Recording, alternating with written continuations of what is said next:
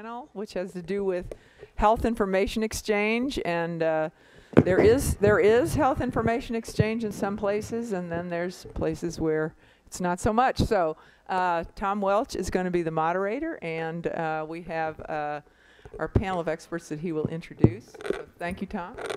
Thank you. Good afternoon. What a juxtaposition with the last panel of beautiful, smart women. We've got the old, crusty guys here, but I guess you can call that diversity. This name of this panel is Patients' Use of Health Information Exchanges. Do they care? Can they get personal health data? How do they use it? My name is Tom Welch. I'm an attorney. I was a programmer before I became an attorney. I worked for 20 years in the US and Europe, including France and Germany. I then became associate director and senior international policy analyst at HHS US FDA in their Office of International Programs. And I've kept up with some data developments. Some of this is way over my head. With us today are Randy Farmer, Chief Operating Officer of the Delaware Health Information Network, Adrian Gropper, Chief Technology Officer, Patient Privacy Rights, John Mandel, Health IT Ecosystem Lead, Verily, Google Health Services, and Glenn Tucker, Chief Medical Information Officer and Chief of Internal Medicine, Sturdy Memorial Hospital, and Chairman, Massachusetts Medical Society's Committee on IT. So we're going to take the patient's perspective here on this panel. And in order to prepare for this, I looked at a couple of recent surveys of patients and what they thought about their data.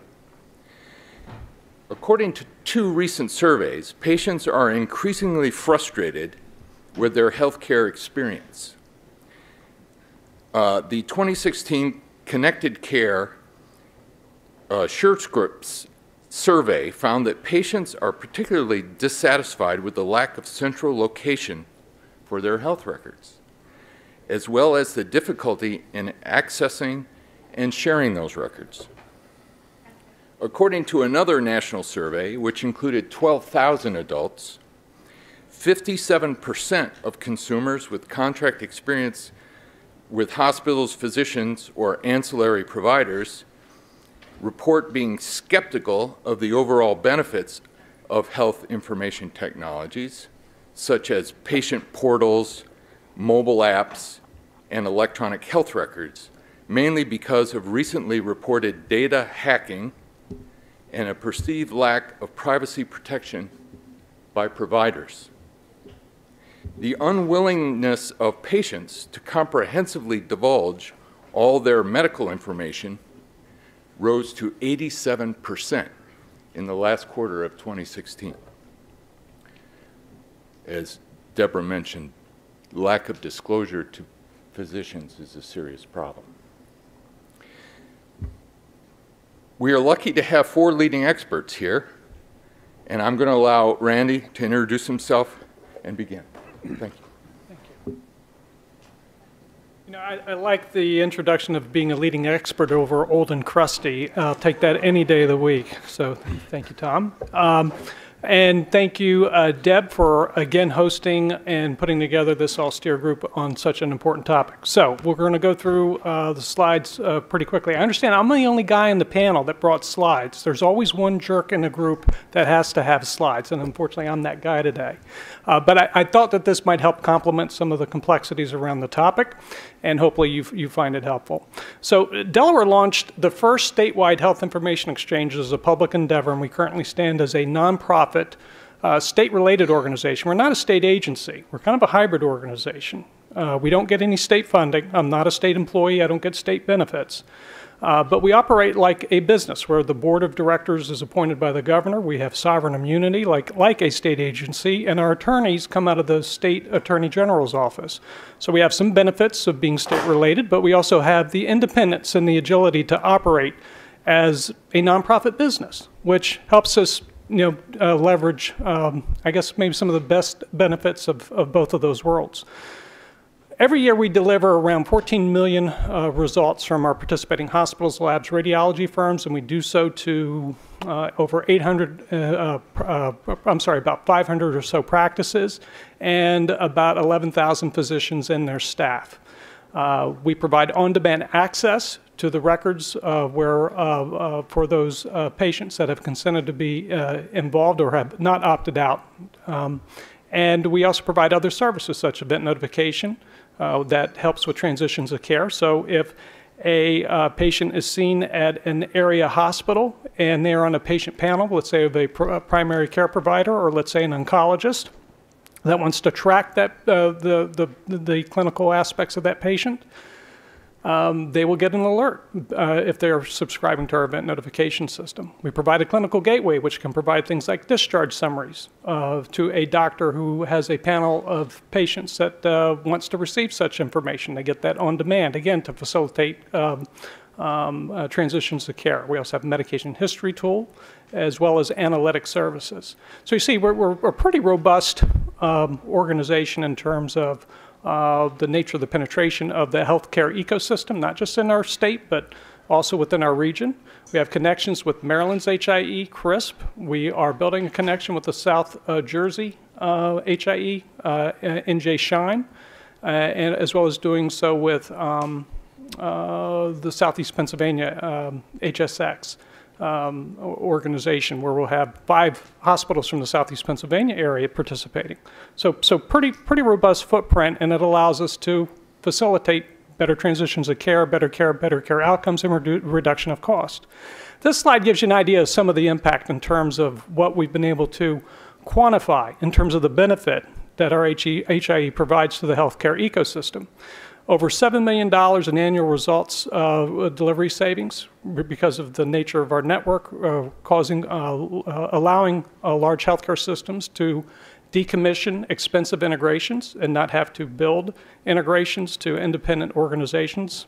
One of the points of pride, it's not on the slide, but Delaware has a very high percentage of independent practices, those practices not affiliated with a hospital. So if a physician practice is adverse or wishing to be independent of a large hospital healthcare system, they have that choice. And about 75% of our ambulatory practices in the state are independent of a large healthcare system. And we help enable that choice among physicians to remain independent. One of our ACOs noticed after they employed the event notification system in a year's time a 6% reduction in ER visits and a 12% reduction in 30-day readmits. That's for that ACO. And that was in a time frame where the national average of increase of 30-day readmits went up 9%. So a pretty high delta there against the national average. We also have helped generate over $10 million in annual savings from fewer duplicate tests, because so many physicians have access to historical tests. So when a patient goes to an emergency room or they've been incapacitated and they need to see some background information on that patient, they can go into our community health record and not have to order a particular test. Or if a specialist is seeing a patient, they've seen like a recent radiology study, or they can see recent test results from a lab work and not have to order that duplicative lab work. So there's great savings there. Plus, you're not also, in the case of radiology study, you're not subjecting patients to undue doses of radiation. And it's still hard to kind of quantify that, but certainly fewer tests for patients is something that they could certainly value.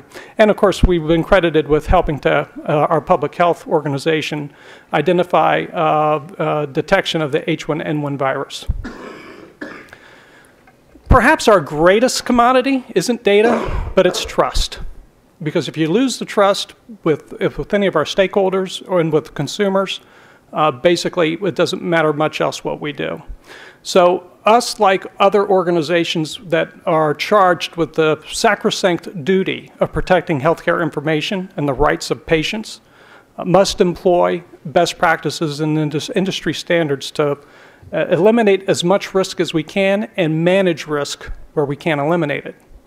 Industry standards like encrypting those 2 types of data that Shahid had referenced earlier, the data that's at rest and the data at motion. they must be encrypted at all times. Applying best practices as an organization in terms of managing information, managing change, and change protocols, such as those that are commonly applied through ITIL foundations. Our organization is 100% ITIL certified. Well, I'll say this, 26 out of the 28 of us have been ITIL Foundation certified. 2 of them will be by the end of the month. Privacy and security best practices like those incorporated through the HITRUST and HITRUST protocols, which are a priority of insurance companies throughout the nation, requiring their IT vendors to be HITRUST certified. We are in the process, and it looks real good right now, that we should be, within the next few days, receiving our certification of being HITRUST certified as an organization. And we think we're going to be the first HIE in the country that can make that claim. The other thing that's important that we do is not just provide products and services for physicians, but also for consumers, and that helps to promote transparency. We are piloting a patient portal. It's not just the type of portal where you can just enter information, but it will provide the clinical information at the hands and fingertips of patients, so they can have access to the same information that their clinical teams have access to, the access to their information on the community health record. And they can also use this tool to communicate securely, safely, using direct messaging tools with any members of their care team. Again, facilitating communication and facilitating engagement with the patient's data, which is a big part for patients becoming, making better decisions in their healthcare and helping to reduce the cost of healthcare, which is such a big, critical problem. The other tool that we have launched, and then I'll wrap things up here, is a product called Health Check Alert. You've probably heard me speak about this last year. This is our SMS texting platform, where we are piloting with our Medicaid office a program where enrolled members can receive a text anytime somebody looks up their information in the community health record, so that they know who's looking at their information when a clinician or a staff member accesses that information, as well as get a text when a lab result has been identified. So if you've seen an oncologist and you're on pins and needles about a test being delivered, you would get an alert that that test has been delivered to that practice. No medical information is included in that. It's just an alert saying your doctor has it. Please give them 24 to 48 hours to review your results. You should be hearing something from them soon. It also gives an alert when you've been admitted to the emergency room or as an inpatient to the hospital. Well, if I've been admitted to the emergency room or as an inpatient to the hospital, I probably don't need an alert. The value of that is what if that's not you? As fraud is a big issue in the Medicaid and certainly Medicare circles, as well as with several commercial paying organizations, insurance companies. Fraud, waste, and abuse is one of those areas where if we can make material impact, we can bring down the cost of healthcare. And we see this as an important way for us to do that. So when folks receive that alert on their phone that they've been admitted to the hospital and they're sitting in their family room, they just simply respond to that text, and an alert goes back to that Medicaid or to that health insurance organization. And that also has a patient safety component as well, because if somebody's misrepresenting themselves as you in the hospital and they're getting tests done and the hospital doesn't realize that that's not you, well, later on when you go to that same hospital, or a provider may be looking at your results and maybe be making some clinical decisions based on those results. So we're very excited about the potential for both patient engagement as well as for the potential to make a material impact in terms of fraud, waste, and abuse in the healthcare ecosystem. So, yep, that's basically our position as what we'd like to think is a nationally leading health information exchange, balancing the risks to maximize the benefits associated with this type of operation. Thank you. Thanks, Randy. That was a good introduction to what a state-of-the-art HIE today is. And now we'll have Adrian discuss what that means for the patient. Yes, it's a tough job to be on this panel and channel the patient perspective that the title promises. I'll try to be as much focused on that as I can. And I'm going to just have about 2 minutes worth of remarks. I like to read things because I'm not a particularly good speaker unless I'm dealing with questions, as you may know. Here's the way I like to think about HIE, work that I've done for quite well over a decade now. From the patient perspective, it needs to be about outcome and not about process. And most of the way HIEs are conceived now are, from the patient perspective, just process issues. Just like any other administrative services that have taken over our healthcare system. They're not about access to actual services that the patient seeks. Why were they invented? Do banks or education, in other words, other personal service industries, need exchanges? I don't see exactly why that should be. U.S. healthcare has a value problem and a disparities problem, again, from the patient's perspective. Value is dependent on quality outcome and cost outcome.